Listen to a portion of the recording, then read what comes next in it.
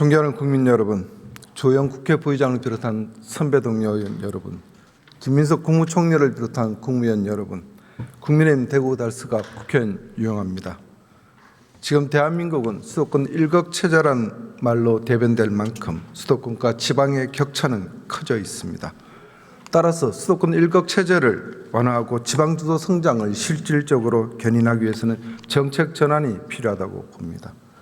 오늘 저는 용인 반도체 클러스터의 추진 계획이 적절한지를 검토하고 반도체 산업의 지방 분산이 왜 필요한지에 대해서 질의드리도록 하겠습니다. 발언대 위치를 조정하고 있습니다. 방향을 다시 오른쪽으로 작동시키는 모습입니다. 발언대가 이동하는 동안 준비된 자료를 살펴보고 있는 유영하 의원입니다. 오늘의 7번째 순서입니다. 발언대에 마련되어 있던 물을 컵에 따라 한 잔 마시고 있습니다. 기후에너지 장관님께 질의드리겠습니다.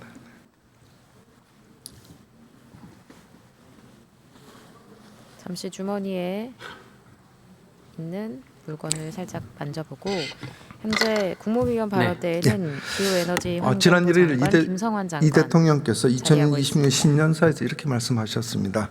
성장 패러다임의 대전환과 관련해서 수도권 중심 성장이 아닌 지방주도 성장을 강조하면서 에너지가 풍부한 남부 반도체 벨트 구축을 제시한 바 있습니다. 이런 대통령의 기본 취지인 장관도 동의하시죠? 네, 이재명 그렇습니다. 대통령의 그렇습니다. 신년사 지금 관련한 용인은 기사입니다. 장관께서 아시다시피 삼성전자, SK하이닉스가 총 960조를 투자해서 반도체 팹 10기를 건설하고 하려고 하고 있지 않습니까? 그렇습니다. 이 반도체 팹에서 가장 중요한 건 가장 안정적인 전력 공급과 용수 공급인 건 장관도 알고 계시죠? 그렇습니다. 그렇습니다.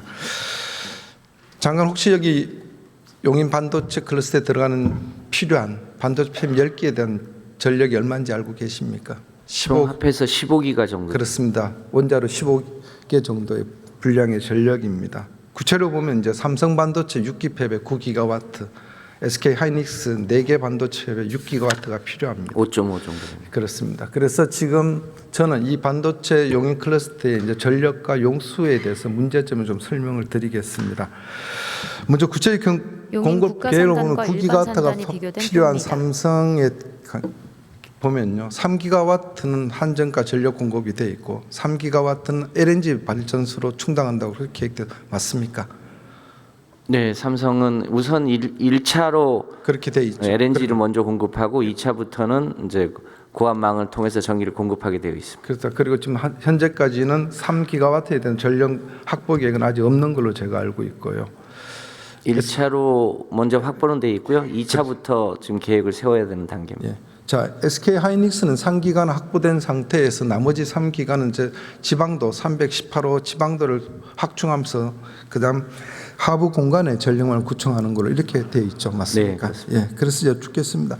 정부 계획대로 이제 이 전력안이 되더라도 결국은 전기를 송전받으려면 송전선로와 고압 송전탑이 필요한 걸 알고 계시죠? 그렇습니다. 네, 맞습니다.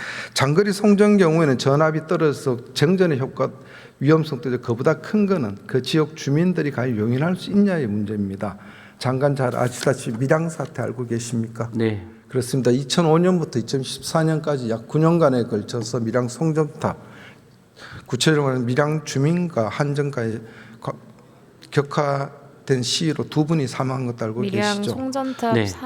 관련한 그래서 제가 여쭙습니다. 기사 서해안 제목들이 근역의 스크랩되어 전력을 있었습니다. 용인 반도체 클러스터에 송전을 시키려면 호남을 통해서 충청도를 통해서 고압 송전탑이 설치되고 송전선로가 설치돼야 됩니다.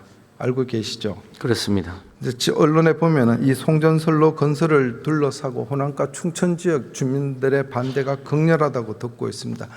화면 좀 띄워 보실까요?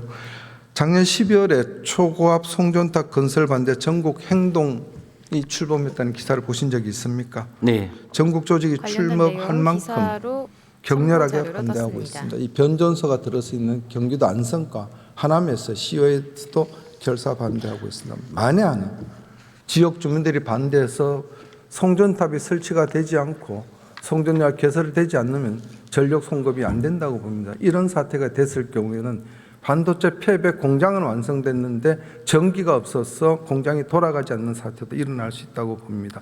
거기에 대한 보관을 갖고 계십니까?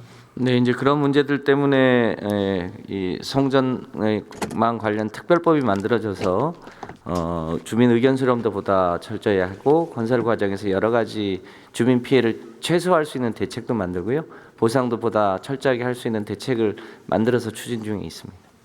알겠습니다. 자, 지금 정부에서 말씀하신 아까 장관께서 말씀하신 LNG 발전소에서 3기가와트를 이제 충당한다고 말씀하셨는데 제가 알기로는 이재명 정부는 RE100 소위 말 RE100 재생에너지 RE100이나 2050년 탄소 중립화를 목표로 하고 있죠. 그렇습니다. 그러면 장관 생각하실 때 LNG 발전소가 이 정부 기조에 맞다고 생각하십니까? 단기적인 대책으로 우선 LNG 발전소를 하는데 장기적으로 보면 그 LNG 발전소도 장기적으로는 수소 혼소 내지 수소 전소로 바꿔서 탄소 중립으로 가야 된다고 생각합니다. 그렇습니다. 유엔사나 기후변화 정보원 협의체 IPCC에 따르면 LNG 발전의 탄소 발생량이 1kW당 LNG는 490g입니다. 석탄 발전소 810g보다 적지만은 두 번째로 많습니다. 네. 그리고 장관께서 지난번에 그 12월 에너지 믹스 정책 토론에서 이렇게 말씀하셨습니다. 기후 대응을 위해서 석탄 발전소, 가스 발전소도 결국은 퇴출시켜야 된다 이렇게 말씀하셨죠. 우선 석탄을 먼저 퇴출하고 그다음에 LNG는 비상용 전원으로 그러면은 지금 줄여나가- 장관 말씀대로 3기가와트 LNG 발전소를 우선 건설해서 공급을 하고 난 다음에 그다음에 퇴출시킨다 그랬는데 그럼 처음부터 이게 탄소 중립화에 맞지도 않고 정부 규제와 맞지도 않고 이재명 대통령이 주장하는 RE100도 맞지 않으면은 이 계획은 다시 재검토해야 된다고 생각을 해본 지 않았습니까? LNG 발전소는 그 발전의 특성상 수소 발전소로 전환하는데 크게 어려움이 없는 게 또 특징입니다. 그래서 LNG 발전소를 돌리다가 그린 수소나 핑크 수소를 싸게 생산해서 수소 발전으로 전환하면 LNG 발전소는 충분히 그 가치가 있다고 판단합니다. 차라리 그렇게 전환이 쉬울 것 같으면 처음부터 저는 원칙대로 가는 게 맞다고 봅니다. 지금은 이제 그린 수소가 좀 비싸서 알겠습니다. 에러가 좀 있습니다. 김성환 장관의 두 번째 이제 아까 제가 유영하 용수 의원. 말씀을 드렸습니다. 지금 한강 경기 남부에 있는 반도체 공장의 용수는 한강 수계에서 끌어대고 있는 거 알고 계시죠? 그렇습니다. 소양강 충순댐에서 흘러보낸 용수를 팔당댐이나 여주보에서 받아서 공급하지 않습니까? 네. 지금 하루 여유량은 8만 톤 정도로 되는 거 알고 있는데, 자 그래서 용인의 국가산단과 일반산단에 필요한 하루 용수가 133만 톤으로 추계되는 걸 언론 보도가 됐는데 맞습니까? 예, 그래서 정부는 제가 알기는 2034년까지 이제 2조 2천억을 들여서 용수 관로를 개설해서 용수를 공급한다는 계획을 갖고 계시죠. 네.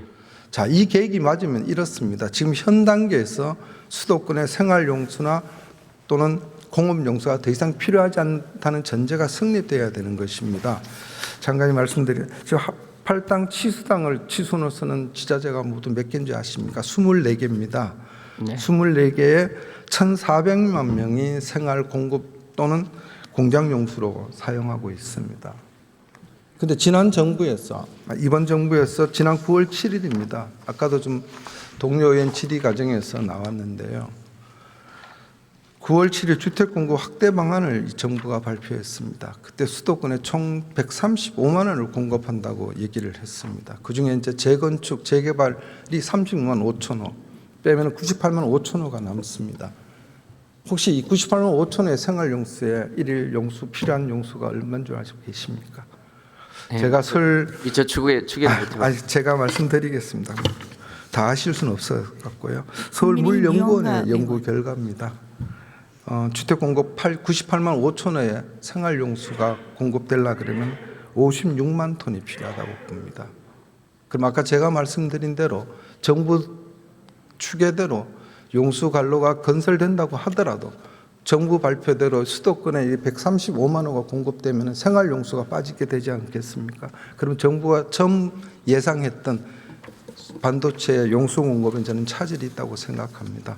이 부분 좀 검토해 주시기를 바라고요. 네, 한 그래서 가지 더 말씀. 일부는 저 하수도를 재활용. 그건 제가 알고 있어요. 예, 그게 방식 하우스 통해서 재활용한 하고 게 12만 톤입니다. 네. 근데 제가 말씀드린 걸 다 포함해서 말씀을 드렸기 때문에 제가 말씀드린 거 검토를 부탁드리겠습니다. 네. 자, 이어서 시간이 많이 갔는데 하나 더 말씀을 드리겠습니다. 화면을 좀 띄워 보실까요? 유영하 의원님 이게 저희랑 질의입니다. 이제 경쟁 관계 있는 대만 TSMC 기업의 반도체 팹 분산도입니다. 저게 보면은 네, 신주 공포 현황 과학단지에서 타이중에 집중하지 않고 신주 가오슝까지 277km를 거쳐서 서해안에 분산되어 있습니다. 그 다음 화면 좀 보실까요? 일본입니다. 일본 반도체 리피더스도 홋카이도에 이 반도체 팹을 걸성하고 있습니다. 일본의 이것은 반도체 독일 팹 엑스팹이나 건설 현황 미국 자료. 마이크론, 인텔도 마찬가지입니다. 혹시 장관님 이렇게 반도체 팹을 하는 이유를 알고 계십니까? 네, 뭐 여러 가지 이 국가 안보 차원에서도 그렇고 경제 안보 차원이나 지진 문제 등등을 고려해서 분산하는 걸로 알고 있습니다. 네, 정확합니다. 그렇기 때문에 이 첨단 설비를 24시간 동안 가동에 대한 반도체 공장은 장관님 말씀대로 자연재해나 또는 뭐 전쟁 이런 데 안보 위협에 대응하기 위해서 분산 배치가 맞습니다. 자, 제가 이렇게 말씀드리는 것은 이 용인에 지금 있는 반도체 클러스터를 완전히 무효화시키자는 것이 아닙니다. 이런 문제점이 있기 때문에 그럼 지금 정부가 추정한 대로 수도권 일극 체제도 하고 지방 주도 성장을 같이 가려면 이 반도체를 분산해야 된다고 말씀을 드리는 겁니다. 그런 점에서 저는 이렇게 제안을 드리고 싶습니다. 제가 말씀드린 전력이나 또는 용수나 입지 조건이 가장 최적화된 데 저는 대구 경북이라고 봅니다. 왜냐하면 아시다시피 대한민국 원전의 절반인 13개가 경북에 있습니다. 그리고 한강 다음으로 수계가 풍부한 것이 낙동강 수계입니다.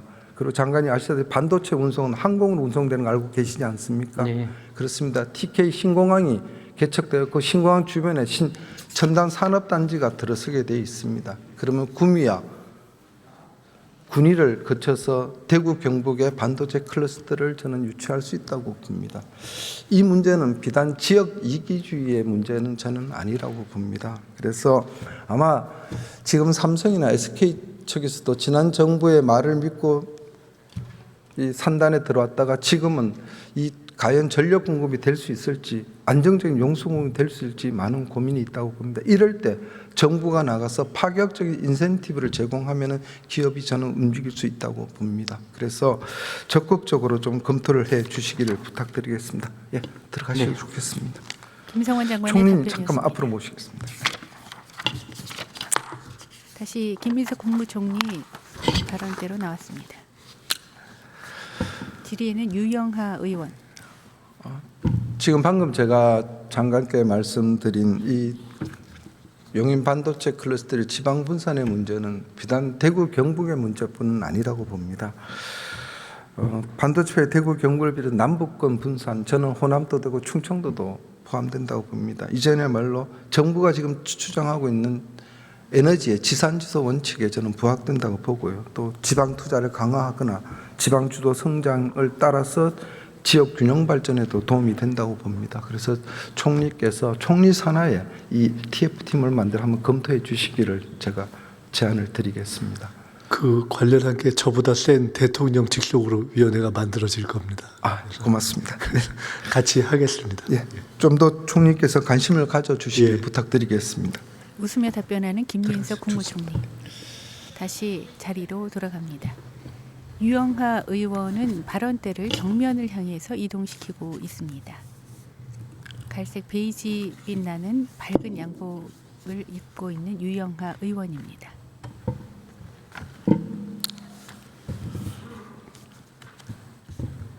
방금 제가 말씀드린 용인 반도체 클러스터 산단의 지방 이전은 많은 문제를 동시에 해결할 수 있습니다.